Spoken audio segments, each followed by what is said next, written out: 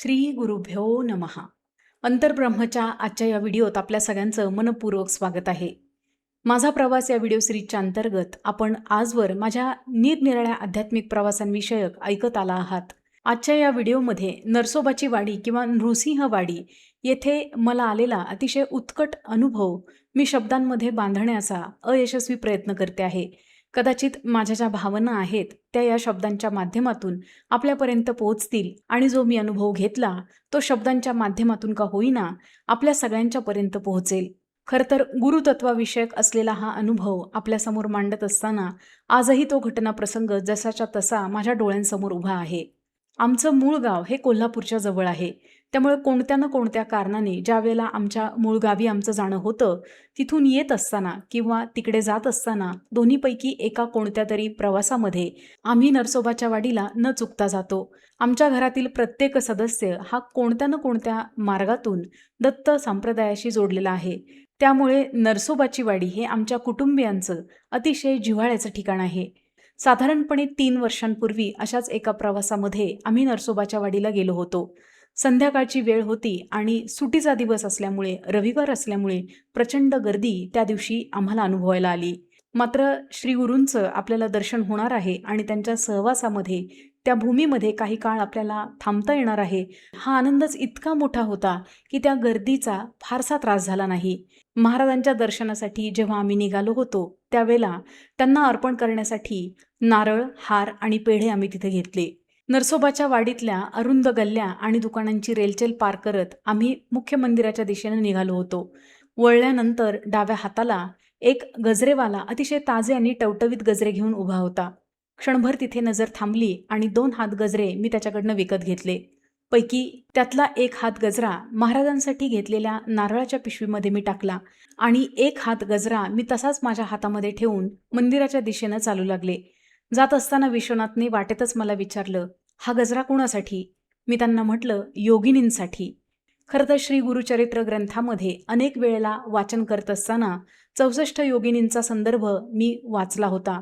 मात्र त्यांचं मूळ स्थान कुठे आहे किंवा आपल्याला तिथपर्यंत पोहोचता येईल का याच्याविषयी काहीही माहिती नव्हती. त्यामुळे आजवर कधीही वाडीला गेल्यानंतर अशी कृती माझ्याकडून झालेली नव्हती. विश्वनाथही या कृतीमुळे प्रश्नार्थक नजरेनं माझ्याकडे पाहत होते.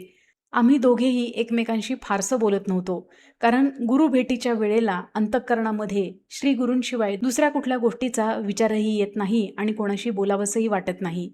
आम्ही गर्दीतून वाट काढत दर्शनाच्या मुख्य रांगेपाशी आलो. उत्तर दरवाजाच्या बाजूने ज्यावेळेला आपण महाराजांच्या दर्शन रांगेच्या माध्यमातून पुढे सरकत असतो त्यावेळेस सर्वप्रथम आपल्याला दर्शन होतं श्री गणेश यांचं. श्री गणेशांचं दर्शन घेऊन 2 पावलं पुढे गेल्यानंतर आपल्याला श्री गुरूंचं दर्शन प्राप्त होतं. अनेकदा श्री गुरूंच्या पादुकांवरती अतिशय उत्तम पद्धतीनं पूजा बांधलेली असते. मुखोटे स्वरूपामध्ये ब्रह्मा, विष्णू, महेश यांची प्रतिष्ठापना करून भोवतालची जी महिरप आहे ती खाऊच्या पानांनी म्हणजेच नागिनीच्या पानांनी अतिशय सुंदर पद्धतीनं सजवलेली असते. आपल्याला ते रूप पाहिल्यानंतर जगातल्या कुठल्याही गोष्टीचं भान राहत नाही, चित्त हरपून जातं आणि फक्त अधिकाधिक आसुसलेपणानं जे काही श्री गुरूंचं रूप आपल्या समोर आहे ते डोळ्यात आणि अंतःकरणात साठवावं अशी सहज भावना होते.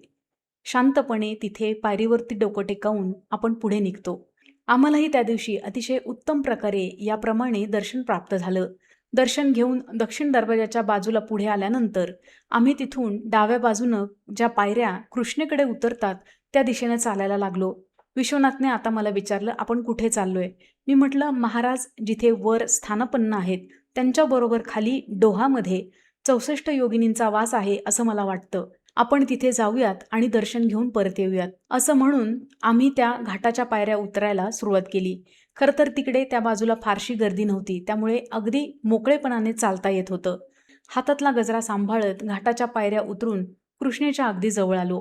पाय स्वच्छ धुवून डोळ्यांवरती पाणी लावलं आणि मग मुलीच्या हातामध्ये तो आणलेला गजरा दिला आणि मी तिला म्हटलं, 64 योगिनींचं स्मरण कर आणि हा गजरा नमस्कार करून पाण्यामध्ये सोडून दे. त्यावेळेला माझ्या मुलीचं वय साधारणपणे 7.5-8 वर्षाचं असेल.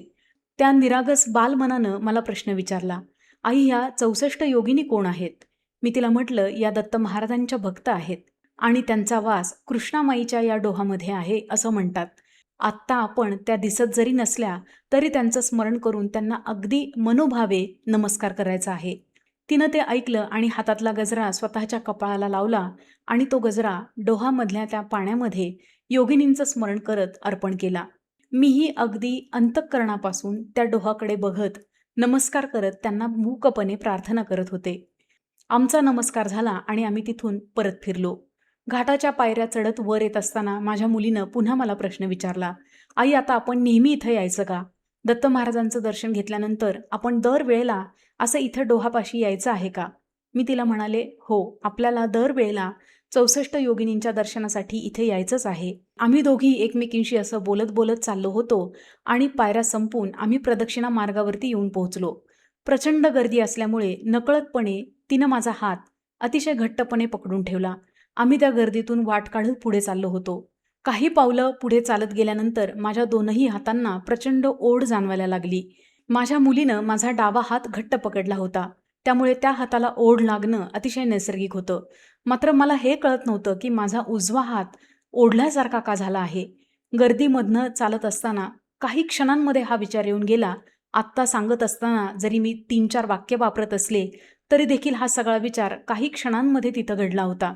माझ्या उजव्या हाताला नेमकी कशामुळे ओढ लागते आहे हे पाहण्यासाठी मी माझ्या उजव्या बाजूला पाहिलं तर माझ्या मुलीच्याच वयाची, तेवढ्याच उंचीची आणि साधारणपणे तेवढीच शरीरयष्टी असलेली एक मुलगी माझा उजवा हात पकडून गर्दीमध्ये अगदी मला बिलगून चालत होती. जणू काही त्या दोघी माझ्या पोटच्या मुली आहेत आणि मी त्यांना सांभाळून पुढे नेत आहे, असं काहीसं ते चित्र होतं. आणि ज्या वेळेला मी तिच्याकडे पाहिलं त्यावेळेला ती थेटपणे माझ्या डोळ्यांमध्ये अतिशय खोलवर पाहते आहे असा भास मला झाला. क्षणभर माझ्या डाव्या हाताला असलेल्या माझ्या मुलीकडे मी पाहिलं. ती देखील हे सगळं पाहत होती आणि प्रश्नार्थक नजरेनं आम्ही दोघी एकमेकींकडे पाहत होतो. पुन्हा मी माझी नजर माझ्या उजव्या हाताकडे वळवली आणि मी तिला विचारलं, "काय गं?" तर तिनं काहीही उत्तर न देता गालातल्या गालात खुदकन हसली आणि माझा हात तिनं सोडला. तिनं हात सोडला आणि ती गर्दीमध्ये पुढे पटापट जाऊ लागली. परकर पोलकं घातलेली ती मुलगी इतकी वेगानं पुढे जात होती की मी आणि माझी मुलगी त्या गर्दीतही क्षणभर थांबून तिच्याकडे पाहत होतो. मागून येणाऱ्या गर्दीच्या रेट्यामुळे आम्ही दोघीही आपोआप पुढे ढकलल्या जात होतो. मात्र आमच्या दोघींचीही नजर गर्दीमध्ये विजेसारख्या चपळाईनं पुढे वाट काढत गेलेल्या त्या मुलीच्या पाठीवर स्थिरावली होती. ती झपझप आता वरती जाणाऱ्या पायऱ्या चढू लागली होती. माझ्या मुलीनं मला प्रश्न विचारला, "आई, ती मुलगी कोण होती?" मी तिला प्रतिप्रश्न केला की "तुला काय वाटतं कोण असेल?" क्षणाचाही विलंब न करता माझ्या मुलीनं पटकन उत्तर दिलं, "अगं, त्या 64 योगिनींपैकीच कोणीतरी असेल." ती बोलली आणि माझ्या अंतःकरणामध्ये एक प्रचंड ऊर्जेचा प्रवाह झपकन ऊर्ध्वगामी झाल्यासारखा मला वाटला. लहान मुलांच्या मुखातून प्रत्यक्षात भगवंत बोलतो असं म्हणतात आणि ज्या ठिकाणी उभं राहून माझी मुलगी बोलत होती ते ठिकाण म्हणजे श्री गुरूंचं प्रत्यक्षात वास्तव्य असलेलं ठिकाण. अशा ऊर्जा केंद्रस्थानी उभं राहून तिच्या मुखातून आलेला प्रत्येक शब्द गुरुशब्द असा प्रमाण मानून माझं अंतःकरण अक्षरशः भरून आलं. आत्ताही आपल्याला हे सांगत असताना तो सगळा घटनाक्रम जसाच्या तसा माझ्या डोळ्यांसमोर उभा आहे. जणू काही त्या पायऱ्यांच्या खालच्या बाजूला मी उभी आहे आणि माझ्या डोळ्यासमोर पुढे जाणाऱ्या पाठमोऱ्या असलेल्या त्या 64 योगिनींच्या स्वरूपाला मी पाहते आहे, असा भाव आत्ता देखील मी माझ्या मनामध्ये निर्माण झालेला अनुभवते आहे. आम्ही पुन्हा अरुंद गल्ल्यांमधून वाट काढत पुढे चाललेलो होतो.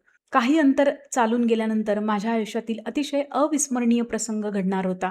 माझ्या समोरून साधारणपणे 7.5-8 वर्ष वयाची एक मुलगी चालत येत होती. ती माझ्या समोर आली आणि तिनं मला थेटपणे सांगितलं की मला खाण्यासाठी काहीतरी गोड पदार्थ हवा आहे. क्षणभर मी जागच्या जागीच थबकले. तिचं त्या पद्धतीनं मागणं हे मला अतिशय अचंब्यात टाकणारं ठरलं. खरं तर सर्वसामान्यपणे एखादी व्यक्ती ज्यावेळेला भिक्षा मागत असते त्यावेळेला ती पैसे मागते किंवा खायला काहीतरी मागत असते. मात्र मला खाण्यासाठी अमुकच चवीचा पदार्थ पाहिजे आहे, निदान हा अनुभव तरी मी माझ्या आयुष्यामध्ये पहिल्यांदाच घेत होते. मी तिला म्हटलं, "तुला गोड काय खायचं आहे?" समोरच असलेल्या मिठाईच्या दुकानाकडे बोट दाखवत ती मला म्हणाली, "तिकडे चल." तिच्यासह मी आणि माझी मुलगी त्या मिठाईच्या दुकानाच्या दिशेनं गेलो. मी तिला विचारलं, "तू इथेच खाणार का?" ती चटकन म्हणाली, "नाही नाही, मी इथे नाही खाणार. मला तुम्ही बांधून द्या, आम्ही सगळ्या मिळून खाऊ." तिनं असं म्हटल्यानंतर मी त्या दुकानदारांना म्हटलं की तिला जी बर्फी हवी आहे ती द्या. तिला जी हवी होती ती बर्फी 100 ग्रॅम मला हवी आहे असं त्या दुकानदाराला तिनं अतिशय आत्मविश्वासानं सांगितलं आणि त्यानं देखील निमूटपणे 100 ग्रॅम वजन करून तिच्या हातामध्ये ती बर्फी टेकवली. हातामध्ये बर्फी येताच पुन्हा एकदा तिने माझ्याकडे पाहिलं आणि मंद हास्य करत ती समोरच्या गर्दीमध्ये अदृश्य झाली. ती पूर्णपणे नजरेआड होईपर्यंत मी तिच्या पाठमोऱ्या शरीराकडे पाहत होते. हा सगळा घटनाक्रम साधारण 2 ते 3 मिनिटात घडला. समोर विश्वनाथ उभे होते आणि मी त्यांना म्हटलं, आज नेमकं काय चाललं आहे हे समजत नाही. माझ्या मुलीनं अतिशय उत्साहानं घडलेल्या त्या दोनही मुलींच्या बाबतीतला घटनाप्रसंग विश्वनाथला सांगितला. विश्वनाथ हसले आणि मला म्हणाले, अगं न समजण्यासारखं काय आहे? तू मगाशी गजरा घेऊन गेलीस, मात्र त्यांच्यासाठी खाऊ काही नेला नाहीस. म्हणून त्यांनी येऊन स्वतः त्या मुलीच्या माध्यमातून तुझ्याकडे हट्टाने खाऊ मागितला आणि तो मिळताच त्या निघून गेल्या. विश्वनाथच्या मुखातून पुन्हा एकदा सद्गुरूच माझ्यासाठी मार्गदर्शन देत आहेत याच्यात मला अजिबात शंका वाटली नाही. मी मनापासून अंतःकरणापासून त्या 64 योगिनींचं स्मरण केलं आणि मनापासून त्यांना धन्यवाद देखील म्हटले. खरं तर दशमहाविद्या उपासना करत असल्यामुळे अदृश्यपणे आपल्या आजूबाजूला असलेल्या ऊर्जा केंद्रांच्या संदर्भामध्ये मला प्राथमिक माहिती होती, मात्र आजवर तशी अनुभूती कधी आलेली नव्हती. त्यामुळे बुद्धीच्या पलीकडे जाऊन माहिती ज्यावेळेला अनुभूतीमध्ये परावर्तित होते त्यावेळेला नेमकं काय घडतं हे मी नरसोबाच्या वाडीमध्ये 64 योगिनींच्या संदर्भामध्ये अनुभवलं. तो अनुभव खरोखर स्तिमित करणारा आहे. याला आणखीन एक महत्त्वाचं कारण आहे. योगिनींच्या संदर्भामध्ये एक वेगळी आपुलकी, वेगळा जिव्हाळा हा सातत्यानं मला वाटत आलेला आहे. याचं कारणही तसंच आहे. माझा स्वतःचा आध्यात्मिक प्रवास सुरू होण्यापूर्वी स्वतःला जे प्राप्त झालेलं स्त्री शरीर आहे याच्याविषयी मला प्रचंड अनादर होता. आपण बाई आहोत या भावनेनं मला स्वतःला एवढं ग्रासलेलं होतं की त्या स्त्री शरीरामध्ये असणाऱ्या प्रचंड विराट अशा शक्तीची जाणीव होण्याची शक्यताच अजिबात नव्हती. पुरुषप्रधान संस्कृतीमध्ये आपण जन्माला आलेलो आहोत आणि आपल्याला स्त्री देह प्राप्त झालेला आहे. समाजातल्या एका विशिष्ट स्तरामधल्या एका कुटुंबामधली आपण एक मुलगी आहोत, स्त्री आहोत या अहंगंडाने पछाडलेलं होतं. हा एक भाग झाला. आणि दुसरा एक महत्त्वाचा घटक म्हणजे अगदी लहानपणापासून मी माझी आई असेल, आजी असेल, मामी चुलती असेल यांच्याकडून वारंवार ऐकत आलेली आहे की बाईच्या जातीनं अमुक असं असलं पाहिजे, तमुक असं असलं पाहिजे. खरं तर सांस्कृतिक आणि सामाजिक चौकटींच्या पलीकडे स्त्री देहामध्ये जी प्रचंड ऊर्जा आहे त्याची ओळख या जीवाला म्हणजेच जो जीव स्त्री देहामध्ये आत्ता सध्या आहे त्याला होण्यासाठी कुठलीही यंत्रणा मी ज्या कौटुंबिक पार्श्वभूमीवरती आहे तिथे माझ्या बालपणामध्ये किंवा माझ्या घडणीच्या वर्षांमध्ये मला उपलब्ध झाली नाही. अर्थात यासाठी मी कुठल्याही व्यक्तीला, कुठल्याही सांस्कृतिक चौकटीला, कुटुंबाच्या व्यवस्थेला अजिबात दोष देत नाही. जे काही घडतं आहे त्याला स्वतःचा एक प्रवाह आहे आणि त्याची एक निश्चित अशी गती आहे. आणि या गतीमधून जर एखाद्या जीवाला बाहेर पडायचं असेल तर त्याच्यासाठीचा एकमेव मार्ग आहे तो म्हणजे गुरुकृपेचा.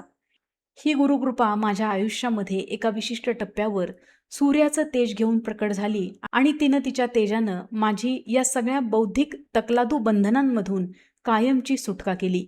योगिनींना तंत्रसाधनेमध्ये अनन्य असं महत्त्व आहे. त्यांच्या ऊर्जेची कल्पना आपल्या बुद्धीला येणं केवळ अशक्य आहे. खरं तर हा बुद्धिविलासाचा किंवा एखादा ग्रंथ वाचून ती माहिती असण्याचा आणि त्याच्यावरती चर्चा करण्याचा भागच नाही. हा विषय अनुभूतीचा आहे आणि अनुभूती प्राप्तीसाठी त्यांची कृपा होणं आणि सद्गुरूंचं मार्गदर्शन असणं अतिशय आवश्यक आहे. आपल्या आयुष्यामध्ये अशा अनेक अनाकलनीय गोष्टी आपल्यासाठी वेगवेगळ्या टप्प्यावरती उपस्थित आहेत. अडचण ही आहे की आपली जी ग्राह्य क्षमता आहे, ग्रहण करण्याची जी शक्ती आहे ती थिटी पडते आणि ती थिटी पडण्यामध्ये अनेकदा आपल्या स्वतःच्या अहंगंडानं प्रेरित असलेल्या बुद्धीच्या मर्यादाच कारणीभूत ठरतात. व्यक्तिशः बुद्धीच्या प्रचंड ओझ्यामधून माझा बराचसा प्रवास झालेला आहे. ज्या क्षणी गुरुकृपेचा स्पर्श होताच ते ओझं माझ्या खांद्यांवरून खाली उतरलं त्याच क्षणी खऱ्या अर्थानं मी मोकळा श्वास घेतला असं म्हणता येईल. नरसोबावाडी येथील श्री गुरूंचं जिथं स्थान आहे त्याच्या खाली डोहामध्ये 64 योगिनींचा निवास आहे हा विचार कुठल्या तरी एका क्षणी सद्गुरूंनी मनामध्ये रुजवला होता आणि त्या विचाराला कुठल्याही शंकेनं काटछाट न करता जे काही आपल्या मनामध्ये सद्गुरू कृपेनं निर्माण झालेलं आहे त्याच्यावरती पूर्ण समर्पण भावनेनं विश्वास ठेवून आम्ही नमस्कार केला होता. या घटनेला साधारणपणे 3.5 ते 4 वर्ष होऊन गेलेली आहेत. मात्र आजही ती घटना, तो प्रसंग, त्या 2 मुली आणि तिथे मनामध्ये निर्माण झालेली स्पंदनं जशीच्या तशी माझ्या काळजावर छापली गेलेली आहेत. कोणत्याही साधकाच्या आयुष्यातील असे प्रसंग म्हणजे सद्गुरूंचा कृपाशीर्वाद असं म्हटलं जातं. आपल्या सगळ्यांच्या आयुष्यामध्ये देखील गुरुकृपा लवकरात लवकर प्राप्त होवो आणि ते मार्गदर्शन सातत्यानं आपल्याला मिळत राहो, ही आपल्या सगळ्यांच्या वतीनं आपल्या सगळ्यांसाठीची प्रार्थना सद्गुरूंच्या चरणी अर्पण करते आणि आज या व्हिडिओमध्ये इथेच थांबते.